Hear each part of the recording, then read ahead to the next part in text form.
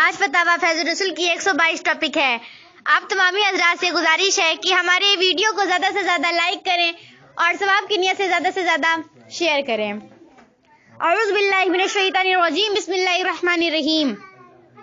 زید نے ایک بذریعہ سول میرج کوٹ میں ایک عیسائی عورت سے شادی کیا ہے۔ زید کہتا ہے کہ میں اپنے مذہب اسلام پر قائم ہوں اور وہ اپنے مذہب عیسائیت پر قائم ہے، تو ایسی عورت سے شادی کرنا جائز ہے یا نہیں؟ نیز زید سے اور اس کے گھر والوں سے اسلامی تعلقات قائم رکھنا جائز ہے یا نہیں؟ جواب: اسلامی قانون یہ ہے کہ جو کتابیہ عورت نیچری مذہب نہ ہو بلکہ اپنے مذہب عیسائیت یا مذہب یہودیت پر قائم ہو تو اس سے مسلمان مرد کا نکاح ہو سکتا ہے، لیکن مسلمانوں کو اس قسم کے نکاح سے قطعی پرہیز کرنا چاہیے کیونکہ اس میں بہت سے مفاسد کا دروازہ کھلتا ہے۔ عالمگیری جلد ثانی 8 صفحے میں ہے۔ وَيَجُوزُ لِلْمُسَلَّمَةِ كَالْكِتَابِ الْحَرِيَّةِ وَالزَّمِيَّةِ حرام تکانت اب امت صورت مسئولہ میں جس عیسائی عورت کا ذکر ہے اور وہ نیچری اور مذہب نہ ہو بلکہ اپنے دین عیسائیت پر قائم ہو، اور زید نے اس کے ساتھ اسلامی قانون کے مطابق یعنی 2 گواہوں کے سامنے ایجاب و قبول کے ساتھ نکاح کیا ہے تو یہ نکاح ہو گیا۔ لہذا اگر زید کا سول میرج نکاح کے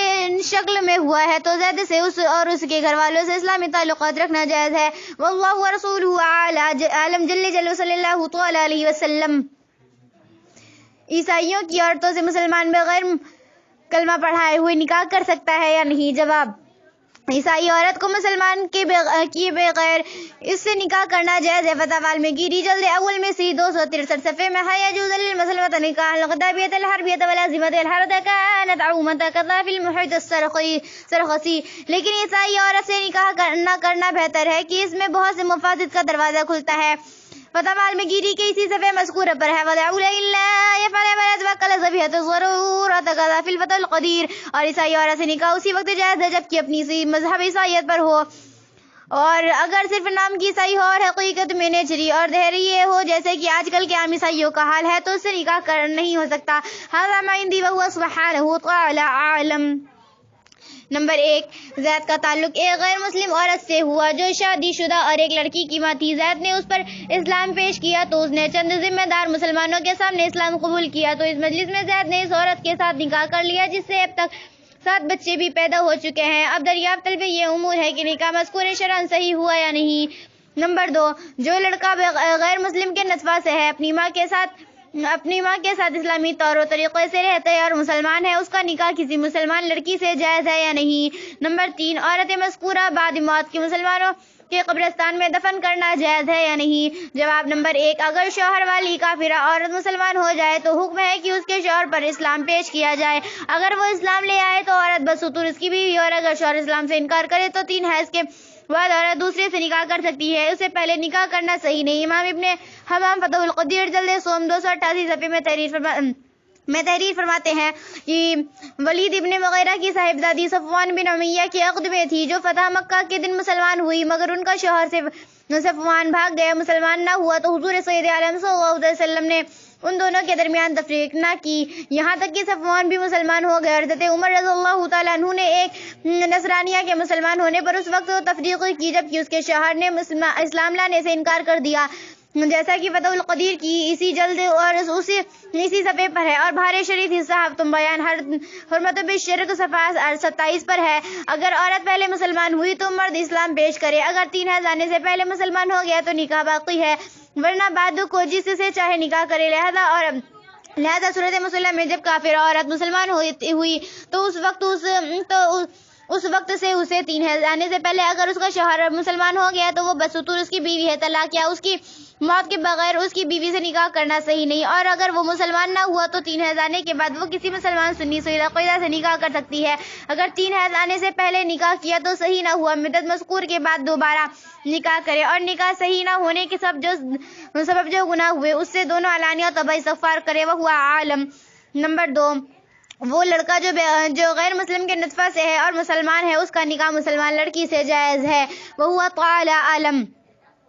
نمبر 3، عورت مذکورہ جبکہ مسلمان ہو چکی ہے تو بعد موت اس مسلمانوں کے قبرستان میں دفن کرنا جائز ہی نہیں بلکہ ضروری ہے۔ اگر اسے کافروں کے طریقے پر دفن کریں گے یا پھونکیں گے تو مسلمان سخت گنہگار مستحق عذاب نار ہوگی، وہ تعالی عالم۔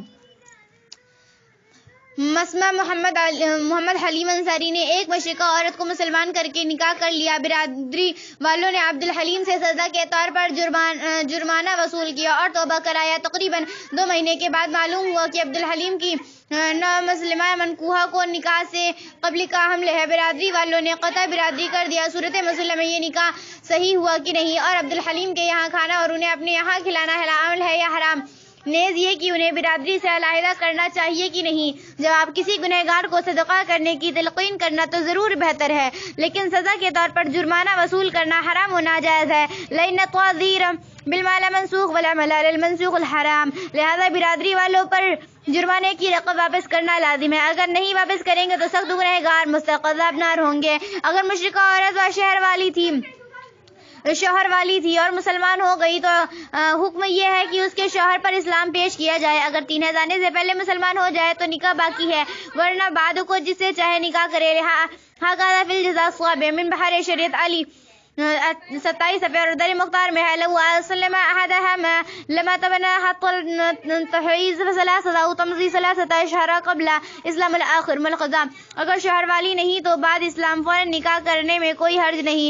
رہا حالت حمل میں نکاح تو ظاہر الروایہ میں اگر حمل کافر و شوہر کا ہے تو نکاح جائز نہ ہوا۔ عمدۃ الرعایہ میں ہے لا يجوز النکاح قبل وضع الحمل وذلك لأن حملة ثابت النسب فيؤم مرفی منع نکاح احتیاطاً وہو ظاہر الروایت، اور اگر زنا کا حمل ہے تو نکاح منعقد ہو گیا۔ فتاوی رضویہ جلد 5 مطبوعہ پاکستان 167 صفحے میں ہے جو عورت معاذ اللہ زنا سے حاملہ ہے ہو اس سے نکاح صحیح ہے، خواہ اس زنا زانی سے ہو یا اس کے غیر سے۔ فرق اتنا ہے کہ زانی جس کا حمل ہے وہ اس سے قربت کر سکتا ہے اور غیر زانی اگر نکاح کرے تو واضح حمل قربت ہی نہیں کر سکتا۔ لعل یسقی ما ذرا غیر بہکذا فی الجزاء الصابع من بحر شریعت علی اعلیٰ 19 صفحہ۔ اگر محمد حلیم عورت مذکور کو جائز صورت کے ساتھ رکھے ہوئے ہے تو اس کے ساتھ کھانے پینے کی تعلقات رکھنا بلا شبہ جائز ہے اور برادری سے علیحدہ کرنا جائز نہیں، اور اگر ناجائز صورت کے ساتھ رکھے ہوئے ہے تو اس کا بائیکاٹ کرنا لازم ہے۔ وہو قال اعلم بالصواب وإلیہ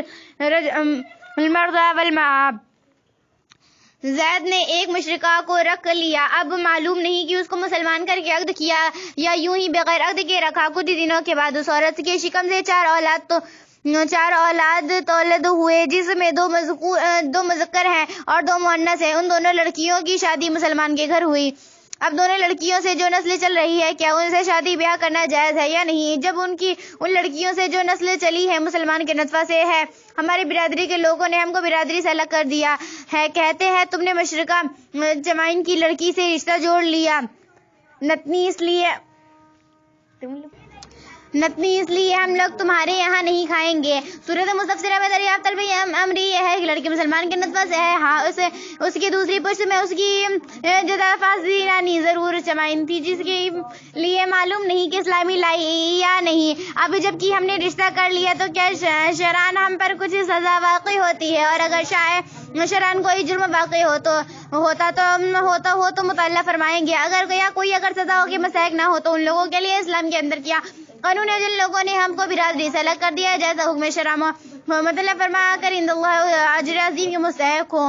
جواب: صورت مستفسرہ میں جب کہ لڑکی مسلمان ہے تو اس کی نانی کا چمارین ہونا مضر نہیں، اس سے نکاح کرنا بلا شبہ جائز ہے، نکاح کرنے والوں پر کوئی جرم نہیں۔ اس بنیاد پر جن لوگوں نے بائیکاٹ کیا ہے وہ غلطی پر ہیں، ان پر لازم ہے کہ حکم شرع معلوم ہونے کے بعد بائیکاٹ ختم کر دے، ورنہ سخت گنہگار مستحق عذاب نار ہوں گے۔ وہو قال اعلم۔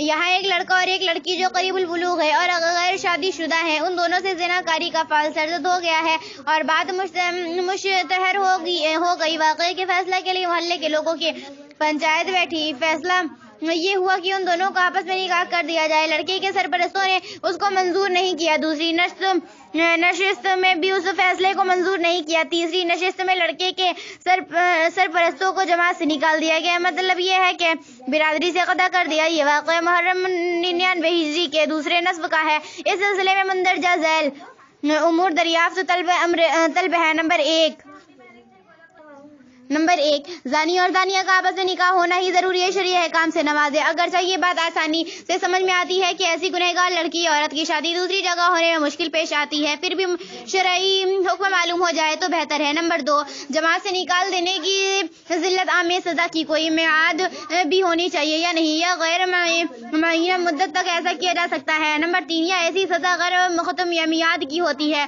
عرض یہ ہے کہ واقعہ سے متعلق سوالات کیے جوابات کی زحمت فرمائے نیز جو گوشے میری نگاہ سے اوجھل ہے ان سے بھی آگاہی فرمائے، بے جدہ ممنوع ہوگا۔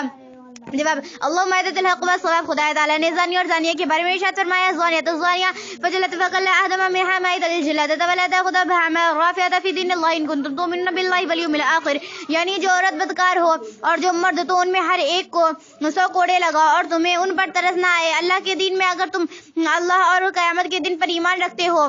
پارہ 18 رکوع 7۔ اور حضرت عبادہ بن صامت رضی اللہ تعالیٰ عنہ سے مروی ہے کہ رسول اللہ صلی اللہ علیہ وسلم نے ارشاد فرمایا البقرہ بالبقرہ جلد مائت، رواہ مسلم، یعنی کنواری عورت کے کنوارے مرد سے زنا کرنے کی سزا 100 درے ہے۔ مسلم مشکات 309 صفحہ اسی حدیث کی شرح ہے۔ حضرت ملا علی قاری رحمۃ اللہ الباری تحریر فرماتے ہیں ایضرب مائت جلدۃ لکل احد منہم، یعنی کنواری عورت اور کنوارے مرد دونوں کو 100 کوڑے مارے جائیں۔ مرکات جلد 63 صفحے۔ مگر قرآن حدیث کا یہ حکم بادشاہ اسلام کے ساتھ خاص ہے، اگر بادشاہ اسلام نہ ہو تو دوسرے لوگوں کو شرعی حد قائم کرنے کا اختیار نہیں۔ حضرت امام فخر الدین رازی رحمۃ اللہ تعالی تفسیر کبیر جلد 6 256 صفحے میں فرماتے ہیں اذا فقد الامام فلیس لأحد الناس قامت هذا الحدود بالاولی یعنی وعدہ من الصالحین لیقولوا به، یعنی جب بادشاہ اسلام نہ ہو تو حدود شرع قائم کرنا لوگوں کو جائز نہیں، بلکہ بہتر یہ ہے کہ کسی نیک آدمی کو مقرر کرے جو حدود شریعہ کو قائم کرے۔ لہذا اگر ممکن ہو تو اس طرح دونوں پر شرعی حد قائم کی جائے، اور اگر اس طرح بھی شرعی حد قائم کرنا ممکن نہ ہو تو کم از کم زانی اور زانیہ ان کے ہر حمایتی کا بائیکاٹ کیا جائے۔ قال اللہ تعالیٰ وَإِمَّا يَنسِنِكَ الشَّيْطَانُ فَلَا تَقْعُدْ بَعْدَ الذِّكْرِ مَعَ الْقَوْمِ الظَّالِمِينَ۔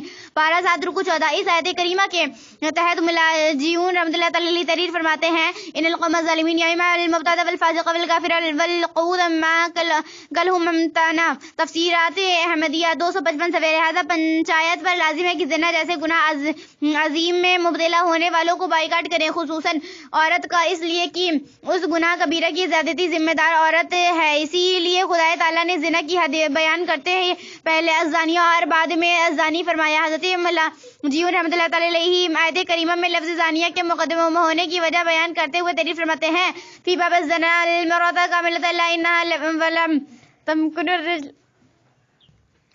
ذالک۔ اور امام فخر الدین رازی رحمۃ اللہ تعالی علیہ تعریف فرماتے ہیں المرأة ہی المادۃ فی الزنا۔ تفسیر کبیر جلد 6 260 صفحہ۔ اسی طرح دیگر مفسرین کرام فقہائے اعظم نے زنا کی زیادتی ذمہ دار عورت ہی کو ٹھہرایا ہے، لہذا پنچایت اپنے فیصلے پر نظر ثانی کرے، یعنی زنا کی ذمہ دار زیادہ عورت کو ٹھہرائے اور اس گناہ عظیم کے سبب دونوں کو بائیکاٹ کرے۔ اور عورت کے سرپرستوں نے اسے آزاد رکھا، بے پردہ باہر نکلنے سے نہ روکا اور غیر محرم کی مخالطت سے منع نہ کیا تو وہ بھی سخت گنہگار ہیں۔ ان سب کا بائیکاٹ کیا جائے۔ اور مرد کے سرپرستوں کو اس کی غلط روی کا علم نہ تھا یا علم تھا مگر اسے باز رکھنے کی ہر ممکن کوشش کی تو وہ برے زماں ہے۔ قال اللہ تعالی لا تزر وازرۃ وزر اخری، یعنی کوئی بوجھ اٹھانے والی جان دوسرے کا بوجھ نہیں اٹھاتی۔ پارہ 27 سورۃ نجم۔ اور اگر علم ہوتے ہوئے باز رکھنے کی ہر ممکن کوشش نہ کی تو وہ بھی سخت گنہگار مستحق سزا ہے۔ قال اللہ تعالی یا ایھا الذین آمنوا قوا انفسکم واہلیکم نارا، یعنی اے ایمان والو اپنے آپ کو اپنے اہل کو جہنم سے بچاؤ۔ پارہ 28 رکوع 19 وہو تعالی عالم والیہ المرجع والمآب۔ نمبر 1 زانی اور زانیہ کا آپس میں نکاح ہونا ازروع شرع ضروری نہیں، لیکن صورت مستفسرہ میں زانیہ اگر زانیہ کے ساتھ نکاح کر لے تو بہتر ہے، بشرطیکہ ان میں سے کوئی گمراہ و بد مذہب نہ ہو، ان کے مناکحات جائز نہیں، وہو تعالی عالم۔ نمبر 2 3 جماعت سے نکال دینے کی ذلت آمیز سزا کی میعاد یہ ہے کہ جس گناہ کے سبب بائیکاٹ کیا گیا ہو اور اگر وہ گناہ مشتہر ہو گیا ہو تو جب تک کہ اس سے اعلانیہ توبہ و استغفار نہ کرے اور اپنے گناہ پر نادم و شرمندہ نہ ہو اس کا بائیکاٹ کیا جائے، جیسے کہ صورت مسلہ میں تاوقتی کا زانی زانیہ اور ہر وہ شخص جو اس گناہ میں ماخوذ ہے اعلانیہ توبہ و استغفار نہ کرے اس کا بائیکاٹ رکھا جائے۔ ھذا ما ظہر لی والعلم عند الباری۔